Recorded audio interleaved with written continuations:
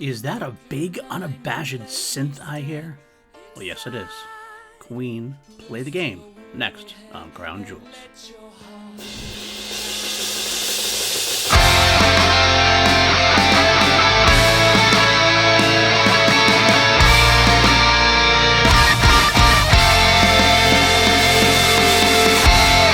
What's up, everybody? Welcome back to PLD Projects Presents Crown Jewels. I'm your host, PLD, and this is the podcast where I take you on a journey throughout the entirety of the Queen catalog, the studio catalog, and we discover together what is the best version of every song, the crown jewel version of every song that we're going to put into our ultimate playlist. I'll give you a little bit of notes, a little bit of quotes, we'll listen, and then we'll talk about it. Now, I'm not sure you heard this week, but Queen has been in the news. They are selling their catalog, and it is believed that Sony has struck a deal to acquire their catalog, as well as many other sources of funding, Bohemian Rhapsody, the movie, etc., for a staggering sum of about $1.27 billion. Queen, the latest of a long list of artists who have done so, but Queen actually makes the record book with the biggest sale, their most expensive sale we've had from one of these catalog sales. The previous record, I believe, was Bruce Springsteen in the $500 million range. So congratulations if everything goes through. I believe it's supposed to. What that means for us, I'm not sure. I know that Sony will probably have to eventually release all the albums on their label, but I think they might want to introduce some bonus tracks potentially to incite people like us who have had every single version of the album to get the albums again. So maybe open up that vault and maybe we'll get a little bit more out of there potentially. Especially as Brian and Roger are near the end of their touring days. No official announcement or anything like that has been made, but as they are advancing in age, I don't think we have too many tours left before they retire.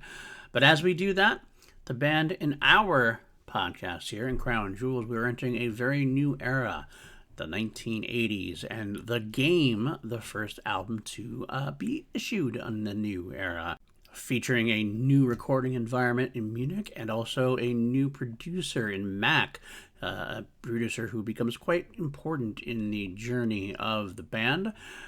Now, this is an era that became a bold first step into a new, different world. I mentioned before the journey through the band. When News of the World album, they stripped it all back to find their real rock roots, their real live sound. Jazz always kind of felt like I don't know exactly where we want to go. Still had some great songs, great music, great 70s feel, but they brought back Roy Thomas Baker to produce. It kind of just felt like they were a little rehashing some things, weren't sure what they were going on, where they wanted to go with things. The Game, new producer, new sound, new way of recording.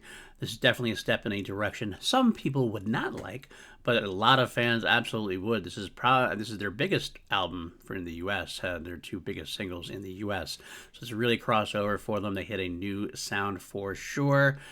And the first track we're going to dive into, Play the Game.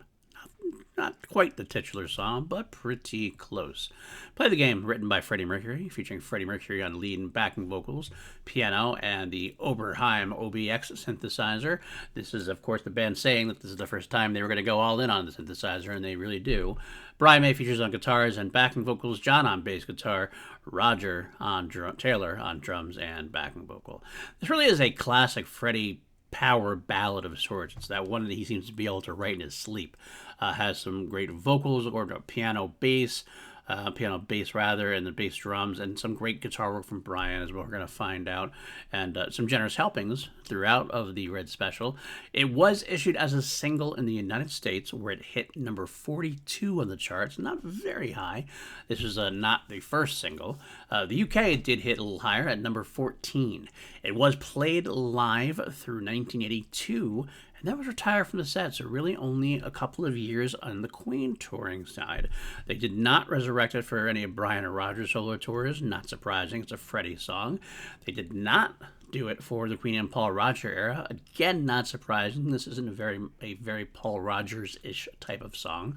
They did finally resurrect it for concert tours with Adam Lambert in 2018, which makes sense. This is a ballad of the highest sorts, and Adam does those very well, so it makes sense that that's what it would take to get this song back on the live stage. A few quotes before we listen to things. Got a couple of them from Roger. The first one from Roger was, I don't really sympathize with the lyrics. It was suggested we call the album Play the Game, and I don't like the idea of that.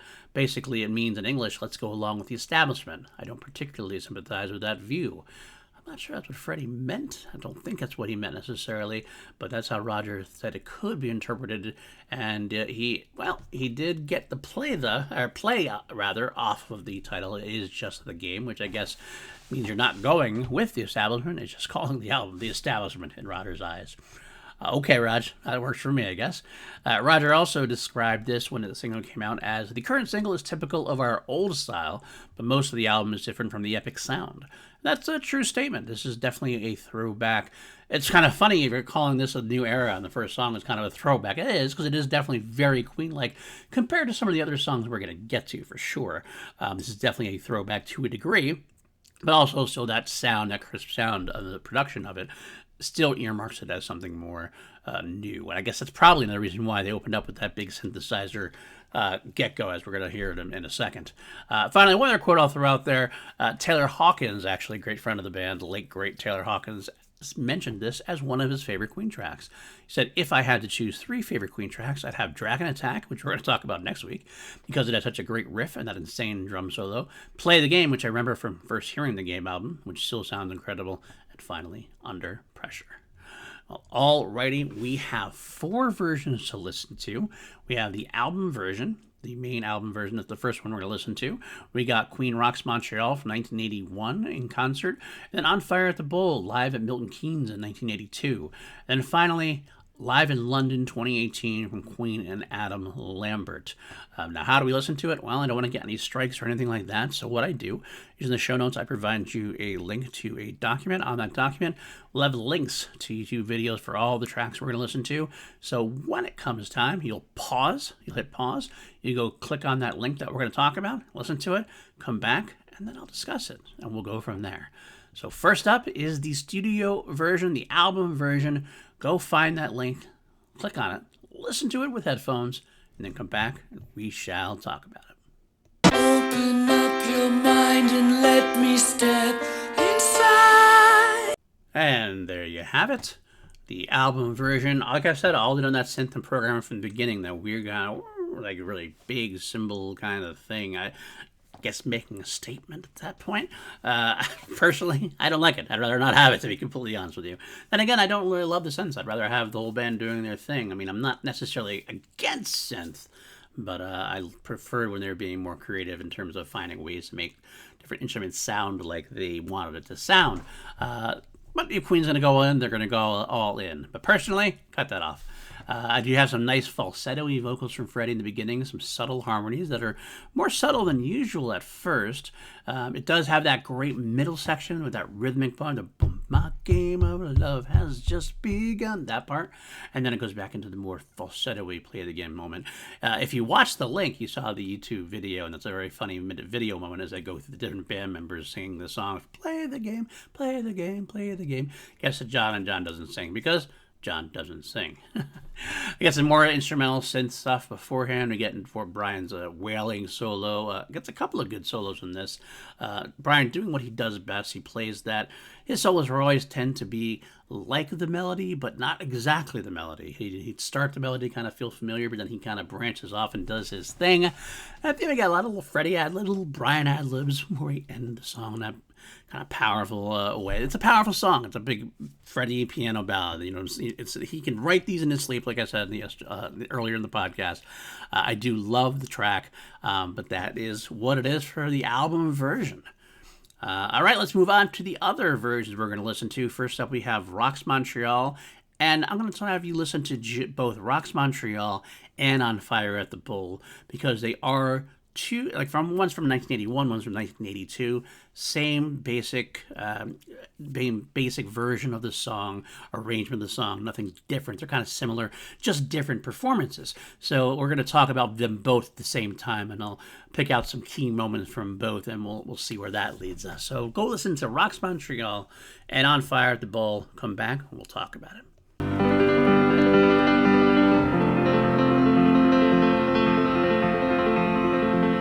there you have it. Two great concerts and great versions of the song. I love they both open up with more Freddie piano improv. It's not the synthesizer opening that is on the album. Starts with Freddie just kind of tinkling around on the piano a little bit. A couple of good moments here and there. It's an extended opening. And both versions I love about it is that there is a no falsetto from Freddie in this one. Which I like Freddie's falsetto. He's never liked to do it live in concert. He just does a full voice version of it. I kind of think it ends up being more powerful that way. There's something to be said about the nice laid back kind of version, that ethereal kind of version, but this has kind of got this full throated power, which I really like. And he plays the melody a lot during both of them. He clips some notes here. The easy part, easy, and this is your. He starts playing around with like free world. He goes really off on it. As usual, he lets Roger take some of the highest harmonies while he takes some of the lower ones, allowing him to play more with that. I love the rocking middle without the synth sound, and Roger has to take in more drums, and John's bass comes in. Brian gets a little more room to play. I love the big play the game of love. Brian has some great solos in both of them, and it has the ad-libs at the end. And, of course, the more powerful, bigger ending at the end there. As for which one I would prefer, well, I think the coolest part about On Fire at the Bowl is that Freddie tends to ad-lib a little more, and there's some funny moments in there, your bloody life, and he kind of does most of the same stuff he does with Montreal, just kind of ad-libs just a touch more to make it a fun version. They're both pretty similar. You can't go wrong with either one, but I think I might just give a twinge to On Fire at the Bowl for that one. But yeah, that's nothing really different about the song. They just don't have the synths to really go with. They don't use a lot of the synth stuff. They just kind of fill it in with the regular stuff. It would be as if the song were recorded on the Jazz album, for example. But all right, let's go listen to the Queen Adam Lambert version, and we'll talk about that, and then we will see which is our crown jewel and go from there.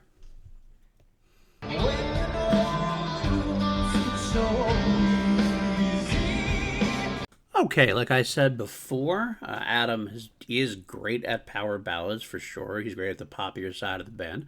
I've always had his one drawback is more the harder rocking version of the songs. He tends to be a little too showy for that, a little too much for that, whereas Freddie can kind of handle both very well. And while I don't pick many Adam Lambert versions or Paul Rodgers versions as the best of, it's hard for me to ever take anybody over Freddie. If you're going to listen to the best version of the song, it's got to be the main Queen version, I would think. Well, I give them their shot. I give them their due. It's interesting how the arrangement is for this, specifically. Spike does bring that synth opening. Spike Eddy, the keyboardist, brings that synth opening back to the live version, just like the album. Starts off with that synth opening, just like it was. Adam chooses to do it more like the studio version, unsurprisingly, when he studies the song. I don't think he's doing what we did and listening to every version. He's probably listening to the main version, which is the studio version. And does do a little bit more falsetto-y. Of course, he does do some of the high notes. He's a pure tenor. He likes to go very high in his songs. But it's a very smaller ending as well. The tough part about this is obviously a fan recording. It's not an officially released, so the sound is not the best. Of course, it's even hard to take seriously as a best version of the song if it's not a very high quality sounding version of the song. But even so, it's it's a good version. It's a great version actually at this point. But I definitely think at the end of the day, it's going to pale in comparison. I'm giving away all my secrets. I usually just kind of say what's going on and then I talk about what the crown jewel version is. But this time, it looks like I'm just going to go all in and just start telling you. So it's no surprise when I get into the crown jewel version. So you know what? Let's just get right into it. We got 4 versions to rank. The 2018 Adam Lambert version is my least favorite of the 4, and that's mainly because I can just dismiss it out of sound quality, if nothing else. If it was a highly quality, official recording, I might have a little more to say. It might be able to knock on somebody's door. However, probably not, and it's not due to Adam Lambert. It's due to the fact that I kind of prefer the Queen live versions because of Freddie's more powerful, throaty vocal. I like the non-falsetto version, which is why the album version comes in next for me. So the cold case, it just comes down to On Fire at the Bowl and Rocks Montreal. And let's face it, I already told you I prefer On Fire at the Bowl. Just by a smidge, you could really do no wrong. Honestly, you could really do no wrong. But if I'm going to have to pick one, On Fire at the Bowl is my crown jewel of the week, my crown jewel version. All right, so now let's rate this sumbitch. As always, I rate things on a scale of 1 to 11 here on PLD Projects. We always turn things up to 11 here on PLD Projects. And what do I give this song? Out of 11? I'm going to give this one an 8. It's a good opening. I almost want to give it a 7 or 7.5 because it's a little repetitive for some of Freddie's earlier efforts. And I think there's some versions of this genre that he does that are probably better examples. I know there's one coming up in 1984 is The Works that I really like better, but I think that's kind of, I can't knock it down because I like other ones better. I just think this is a very solid 8. So I'm going to go with number 8, which means, of course, it does not slide into my top 10 Queen-related tracks of all time. If you've been listening all along, you know that all of my top 10 tracks are at 10.5 or 11 at this point. So, no, nothing doing here. We'll have to wait for next week and see if Dragon Attack can come into play and try to sneak in, because that's next week's track we're going to discuss here on Crown Jewels. But that's next week, and I'll see you next week. If you have liked this, please hit that subscribe. Please leave some comments. Give us a 5-star rating. It's on Spotify and Amazon and Apple, all that good stuff. We really would appreciate fighting the algorithm. Let's get this out there. If you want to help out even further, I do have a Patreon at patreon.com/PLD Projects. Involves also my sister channel on YouTube, the PLD Projects main channel, which I do mostly film and TV. I do Star Wars, Doctor Who, horror films, V from the 1980s, a lot of different talk there. Feel free to click on that and go go enjoy yourself there too. Patreon.com, we have a great crew of people such as Austin Cadell, Brandon Buckingham, and if you can't do it, I get it. I totally understand. But if you can, it would definitely help out the channel, help me keep this going. All right, guys, I will see you next week for Dragon Attack. Take care, play the game, keep yourself alive, and God save the Queen.